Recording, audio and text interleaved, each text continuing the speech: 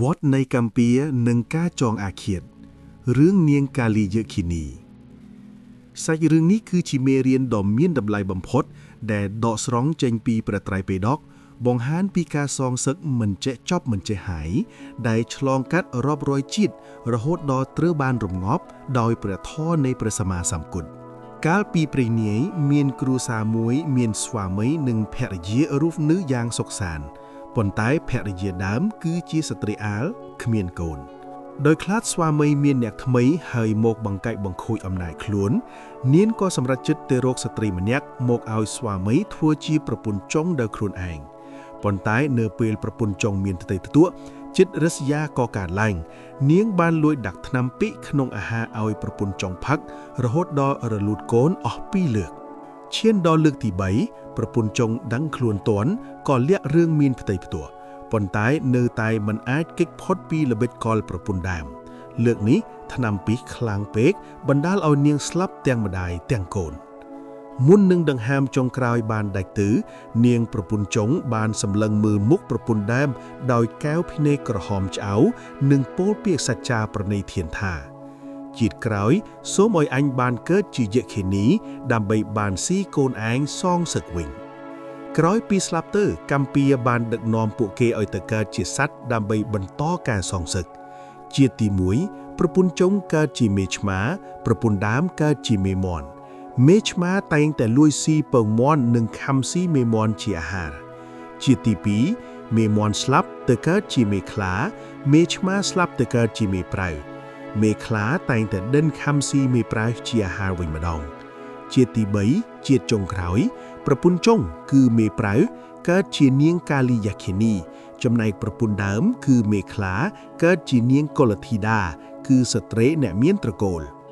ក្នុងជាតិជាយក្ខិនីនាងបានតាមស៊ីកូនរបស់នាងកុលធីតាអស់2នាក់រួចមកហើយដល់កូនទី3នាងកុលធីតាភ័យខ្លាចពេកក៏បីកូនរត់គេចខ្លួនទៅផ្ទះម្ដាយប៉ុន្តែត្រូវនាងយក្ខិនីដេញតាមពីក្រោយប្រគិតក្នុងស្ថានភាពអាសន្នសេចក្តីស្លាប់នៅចំពោះមុខនាងកុលធីតាបានរត់ចូលទៅក្នុងវត្តចេតវនហើយបានយកកូនទៅដាក់ក្បែរព្រះបាទនៃព្រះសម្មាសម្ពុទ្ធដើម្បីសុំការការពារព្រះពុទ្ធអង្គទ្រង់ជ្រាបដោយញាណក៏ត្រាស់ហៅនាងទាំងពីរឲ្យចូលមកជិតហើយសម្ដែងព្រះធម៌អប់រំថាណែនាងទាំងពីរបើពួកនាងមិនបានជួបតថាគតទេពារនេះនឹងបន្តទៅរាប់ពាន់ជាតិទៀតមិនខានការចងពៀមិនអាចរំងាប់ដោយការចងពៀឡើយទ្រង់បានសូត្រព្រះគាថាដ៏ល្បីល្បាញថាអ្នកហិវេរណៈវេរនិសមន្តិធិកោតាចនំអវេរណៈចសមន្តិអេសធម្មោសនន្តនោក្នុងលោកនេះពៀទាំងឡាយមិនដែលរំងាប់ដោយការចងពៀឡើយប៉ុន្តែតែងរំងាប់ដោយការមិនចងពៀវិញនេះជាច្បាប់ធម្មជាតិដ៏បុរាណអត្ថន័យអប់រំនិងការវិភាគសាច់រឿង1. ពៀរំងាប់ដោយការមិនចងពៀនេះគឺជាខ្លឹមសារសំខាន់បំផុតប្រសិនបើភាគីម្ខាងមិនចេះអត់ឱននិងព្យាយាមសងសឹកគ្នាទៅវិញទៅមកនោះភ្លើងកម្មនឹងឆេះរលរៀលមិនចេះចប់បង្កើតជាវដ្តនៃសេចក្តីទុក្ខ 2. អានុភាពនៃចិត្តអាឃាត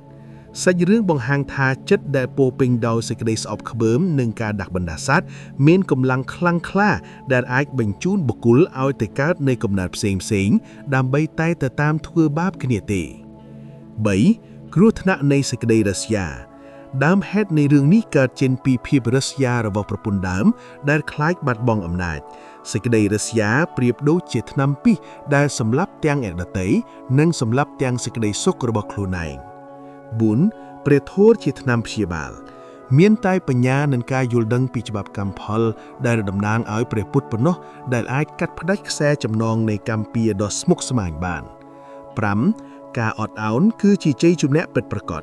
ការដែលនាងកុលធីតាលះបង់ការសងសឹកនិងនាងយក្ខិនីឈប់តាមព្យាបាទគឺជាការដំឡោះខ្លួនចេញពីគុកនៃសេចក្តីស្អប់